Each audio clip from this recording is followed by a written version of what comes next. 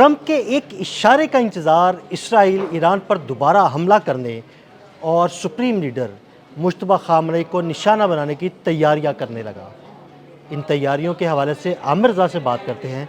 आमिर भाई, बड़ा सख्त बयान आया है इसराइल की जानिब से कि हम मुश्तबा खामनेई को निशाना बनाएंगे, उनके पूरे ख़ानदान को निशाना बनाएंगे, ईरान पर दोबारा हमला करेंगे, बस हमें ट्रंप के एक इशारे का इंतज़ार है। ये क्या कहानी है? देखिए, पहली बात तो ये है कि इस वक्त नेतन्याहू जो हैं वो बहुत ज़्यादा डिप्रेशन में हैं। डिप्रेशन में इसलिए हैं कि जो लेबनान में उन्हें कामयाबियाँ मिलनी थी वो नहीं मिल सकी हैं, और उस पे नतीजे में हिजबुल्लाह ने जो कामयाबियाँ हासिल की हैं इसराइल के अंदर, वो बहुत ही इनके लिए एक इस तरह से समझे सदमा है।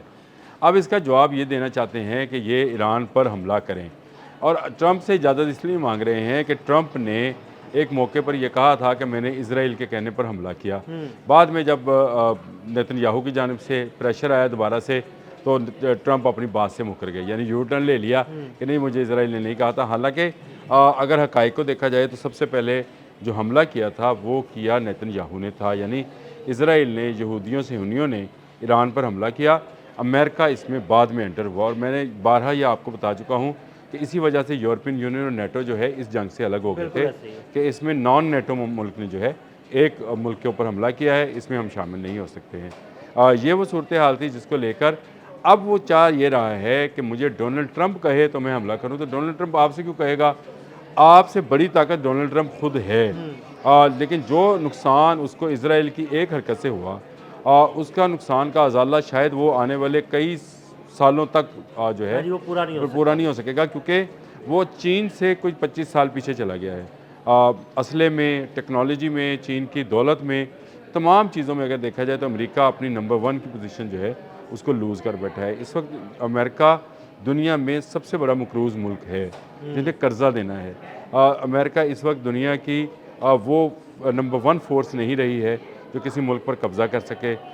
उसके अपने पेट्रियाट, उसके अखबारात, उसकी चीज़ें जो हैं वो इस बात को खोल कर बयान कर रही हैं कि अमेरिका अब एक बड़ी सुपर पावर, यानी सुपर पावर तो रहेगी, बड़ी सुपर ईरान पावर पर नहीं हमले रहेगी। से पहले जो एक ढका छुपा सुपर पावर का वो मुलम्मा था कि भाई बहुत बड़ी सुपर पावर है, वो सारा मुलम्मा उतर गया। मैं आपको भेजता हूँ जिसमें बताया गया है कि इनके कितने यानी 12,000 जो है 1200 जो हैं पेट्रियाट इन्होंने इस्तेमाल किए, कुछ थॉड इस्तेमाल किए, हज़ारों में तादाद बन रही है उन मिज़ाइल की जो इंटरसेप्टर्स हैं, और 850 इनके जो टोमाहॉक मिज़ाइल्स हैं उनको इस्तेमाल कर चुके हैं। यानी 50% से ज़्यादा ज़हीरा मिज़ाइलों का ये इस्तेमाल करके 40 दिन की जंग में।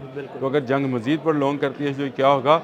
नेतन्याहू क्योंकि असल में मुश्तबा खामनेई को भी निशाना बनाना चाहते हैं। इस वक्त अगर कोई राह में रुकावट है तो मुश्तबा खामनेई है। कल उस खबर को जो 11 मार्च को नशर की गई थी, 11 मार्च को आप ये समझे 1 माह और तकरीबन 23 दिन ऊपर की खबर जो थी, उसको कल दोबारा से जानकर न्यूयॉर्क टाइम्स की खबर को बाहर निकाला गया कि मुश्तबा खामनेई ज़ख्मी हैं। 2 ईरानी अहम ओहदेदारों ने जिनके नाम नहीं बताए जा सकते, और वो एक हॉस्पिटल में दाखिल हैं, लेकिन वो होश में हैं और कमांड कर रहे हैं। 11 मार्च वाली खबर को कल जानबूझकर दोबारा से री-इन करवाया गया, और यूँ लगा कि जैसे मुश्तबा खामनेई पर दोबारा हमला हुआ है। ये सारा मामला इसलिए है ताकि ईरान को मुज़ाकरात की टेबल पर लाया जाए और मुश्तबा खामनेई को मंजर आम पर लाया जाए। लेकिन ना मुश्तबा खामनेई मंजर आम पर आएंगे और ना ईरान किसी दबाव के अंदर आकर टेबल पर आएगा। नेतन्याहू जो हैं उनके अज़ाइम ग्रेटर इसराइल के हैं, वो चाहते ये हैं कि ये जंग मज़ीद आगे बढ़े, अमेरिका हमला करे। अमेरिका अब इससे पीछे हट रहा है, इसलिए उसने सीज़ फायर क्ली को वक्त नहीं दिया है। डोनाल्ड ट्रंप ने साफ कहा है कि लेबनान के साथ भी जंग बंद करो, 3 हफ्तों की जंग बंदी का उन्होंने कल ऐलान भी कर दिया है। ये सारा वो मामला है जिसको जो इसराइल के लिए थोड़ा सा मैं ये समझता हूँ पैनिक का बायस बन रहा है। उसका जो नुकसान हुआ है, जो मॉरली नुकसान हुआ, जो फिज़िकल नुकसान हुआ, और जो उसका मुआशी नुकसान हुआ, वो बिल्कुल अब लोगों के सामने आना शुरू हुआ है।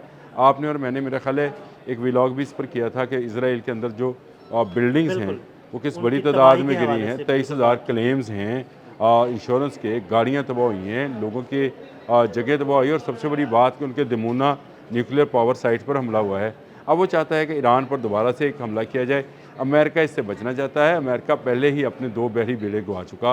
अमेरिका अपना F-35 2 मरतबा गिरवा चुका। अमेरिका अपने बहुत सारे जहाज़ों का, जिसकी तादाद मेरी इतलात के मुताबिक तो 39 है, लेकिन उसमें C-130 2 हैं, फिर उसके C-130 है उनका, 8NC है, हाँ जी। बहुत सारे जहाज़ हैं। C-135 है जो रिफ्यूलिंग तैयारे हैं उनके। और उससे हटकर ईरान ये बात कर रहे हैं कि उसके पास नए कार्स हैं, जैसे बाकर कालीबॉफ ने कहा है।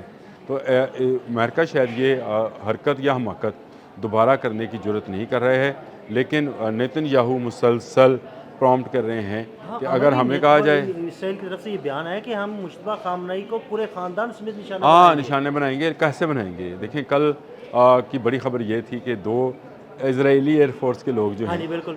जासूस, उन्होंने इसराइल इसका मतलब F-15 लड़ाका इसका तैयारों की इन्फॉर्मेशन जो है ना वो लीक की है, वो ईरान तक पहुंचाई गई इसका है। ये सिर्फ F-15 तक नहीं है। देखें और लंबे अरसे से 25-27 साल से ईरान इस बात की तैयारी कर रहा है। उसे पता है कि उसका इसराइल के साथ मुकाबला होना है और उसने वहाँ पर एक जासूसी का नेटवर्क, ये तो 2 बंदे पकड़े गए हैं। इसी तरह इसराइल को 25 साल से पता है कि उसका ईरान से मुकाबला होना है, उसने ईरान के अंदर अपना जासूसी नेटवर्क बना रखा है।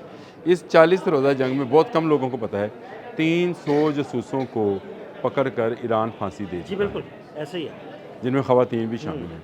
उसने देखें उसने ऑपरेशन क्लीन अली खामनेई की शहादत जो है वो उनके लिए एक बड़ा धचका थी। उन्होंने ऊपर से लेकर नीचे तक दोबारा से स्कैनिंग की है और जहाँ जहाँ जो जासूस हैं उनको पकड़कर उन्होंने जो है या फांसी दे दी है या उनको लंबी कैद में फेंक दिया है, तन्हाई कैद लेकिन तन्हाई हमारे में फेंक बहुत दिया सारे है। लोगों को उन्होंने फांसी ही दी है। फांसी दी है। अच्छा ये मामला वो था।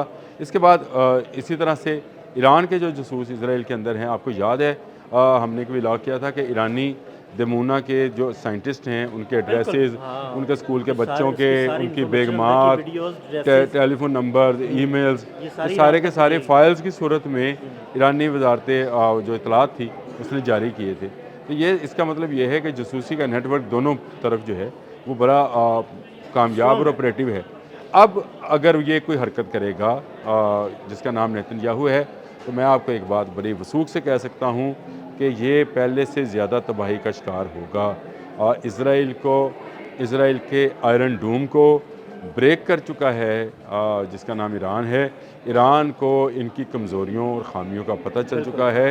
ईरान मुसलसल अपने मज़ाइल, चाहे वो खैबर शिकन था, चाहे वो किसी भी नाम से थे, वो चाहे क्लस्टर बॉम्बिंग के नाम पर थे, ये तमाम अपने इस्तेमाल कर चुका हुआ है। उसे पता है कि इनका आयरन डूम जो है वो दोबारा नहीं बना है। अभी तक उनका वो जो थाड और पेट्रियाट और वो जो उनके एरो है इंटरसेप्टर्स हैं, वो उनके क्या कहते हैं उसकी कमी को जो है पूरा नहीं किया जा सकता। ऐसे ही है। अगर अमेरिका का कमी को पूरा नहीं किया जा सकता, इसराइल का कैसे होगा?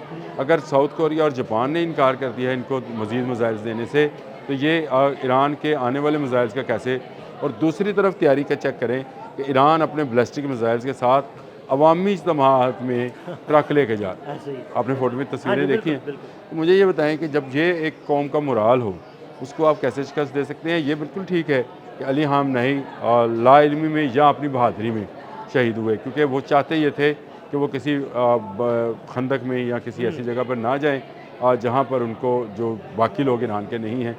इसीलिए वो अपने घर के कंपाउंड में जो है शहीद हो गए। उन पर जो हमला हुआ था उसमें मनाब स्कूल की बच्चियाँ भी जो थी वो शहीद हुई थी। लेकिन इसराइल अब अगर हमाकत करेगा तो बहुत सारी कमज़ोरियाँ पूरे मिडल ईस्ट की बशमूल इसराइल की ईरान के हाथ में हैं। ईरान को पता है कि किस बहरी बेरे को स्वाम अटैक के ज़रिए जो है वो निशाना बनाना है। और ये स्वाम अटैक क्या है, फिर उसके अंदर उसके जो नए ड्रोन्स हैं, ये शाहिद ड्रोन है, शाहिद 136, उसको इस्तेमाल कैसे करना है।